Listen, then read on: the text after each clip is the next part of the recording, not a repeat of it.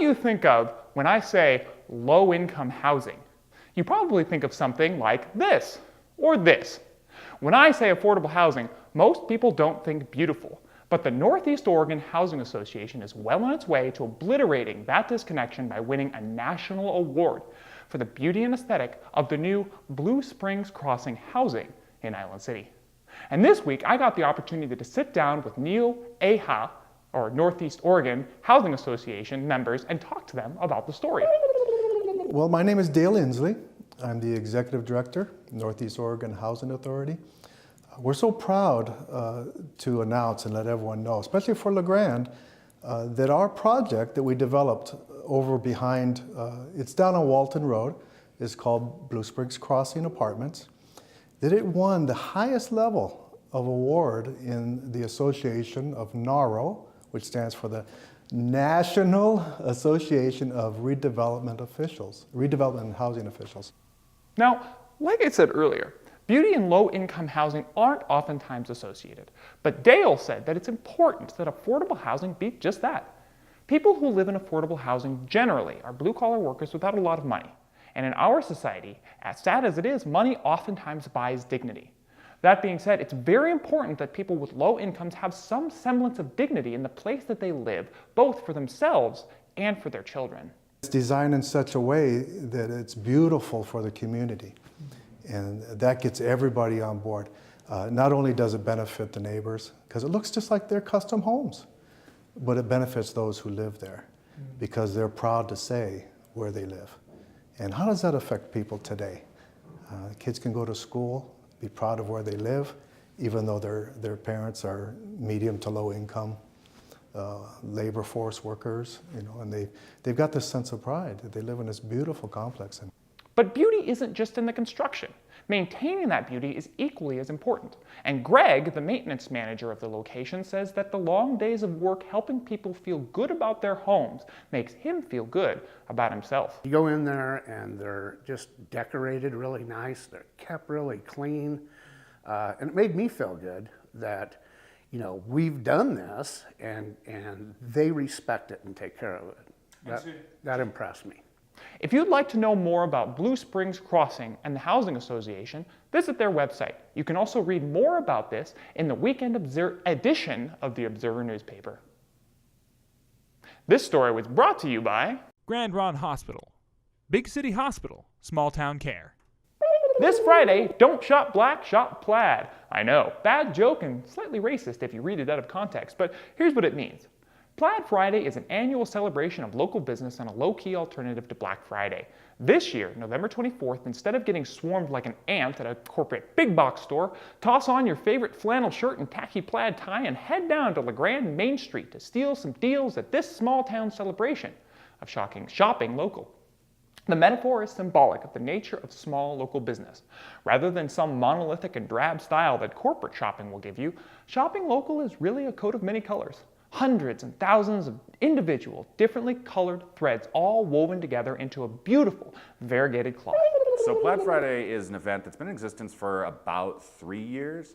I want to say that along with Small Business Saturday. Small Business Saturday has been around for, I believe, 7 years.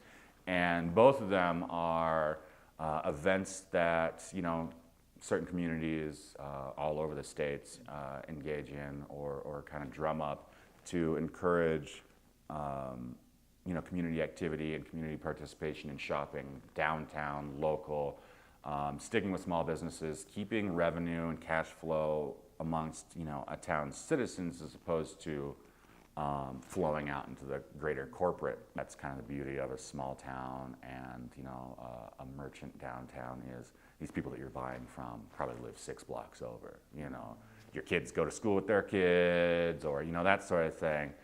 Basically, like if you own a business and they own a business and your neighbor owns a business and you don't shop at your neighbor's business, your neighbor's not making money, they can't shop at your business kind of thing. So Plaid Friday is really there to kind of shift that paradigm and kind of, like I said, bring people back downtown. If you decide to do Plaid Friday, they're also doing a raffle, and here's how it works. 1, make a purchase at a participating business on November 24th and 25th. 2, receive a raffle ticket for each purchase you make. 3, Drop off completed raffle tickets at any participating business. 4 gift basket winners will be announced on Monday, November 27th. Make that. So this Friday, don't shop black, shop plaid. And if there's a few black threads in there, even better. Small businesses sell all colors of the rainbow, even the dark ones. For more information or to RSVP, head to the Facebook event hosted by Grande Main Street. This story was brought to you by Local business and phone service.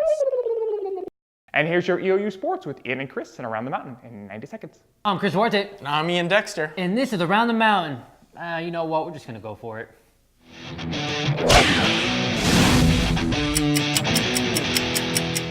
The Eastern Oregon football team ended the season with a 41-34 victory in overtime here at home against Carroll College, sending the seniors off with a victory. Nathan Harden hit a game-tying 41-yard field goal as time expired to send the game into overtime, and then Kai Quinn found Brennan Kelly for a big touchdown, Justin Hughes making the game-winning tackle on 4th down as Mountie celebrated the huge victory on They Sunday. both got Frontier Conference Player of the Week. Good for did. them. Love it.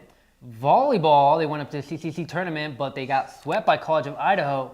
But not so fast. Here's the good part. They're still in the national tournament, heading up to Sioux City for the 4th time.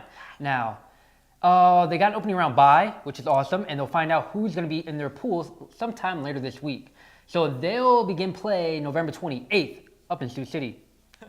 Women's basketball played 2 games in Lewiston, Idaho this weekend, first defeating the number 2 ranked in Division I NAIA women's basketball in Lewis Clark State with a 51-47 victory. And then they fell against Montana Tech the following day for their first loss of the season, 71-67, something like that. And, you know, they're back here home. Against Whitman. Against Whitman, a Division III school, right? Division III, yep. Yeah, Division III school Whitman here for their home opener, 5:30 p.m. So we'll be there. Hope to see you.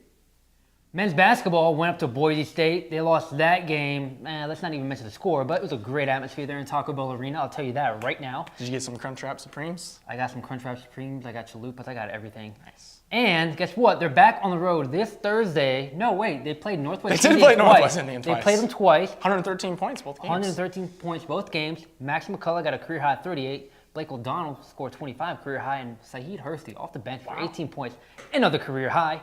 They're back this Friday and Saturday in Eugene against New Hope Christian. The men's and women's wrestling team went to the Mike Cock Open, where the women's team finished 5th and the men's team finished 4th in a very competitive field.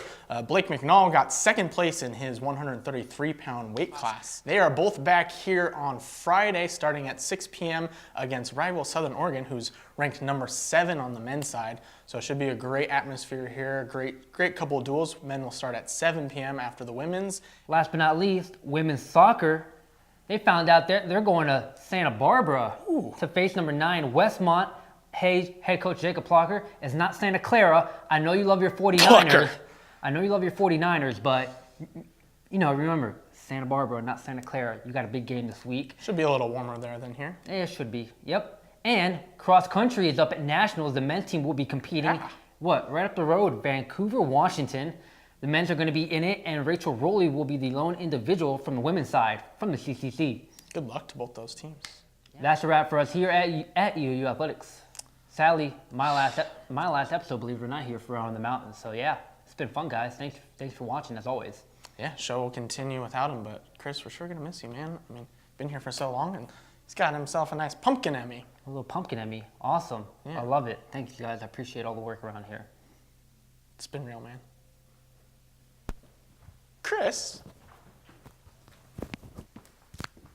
Stay tuned next week for another edition of Around the Mountain in 90 seconds. And that's your weekly Newsish Roundup. This roundup was brought to you by Grande Hospital, Northwest Furniture and Mattress, Anything Digital, EONI, Valley Realty, Country Financial, and Les Schwab Tires. I'm Will Bowman. Please like and share the video and tune into LaGrandeLive.tv for more local content.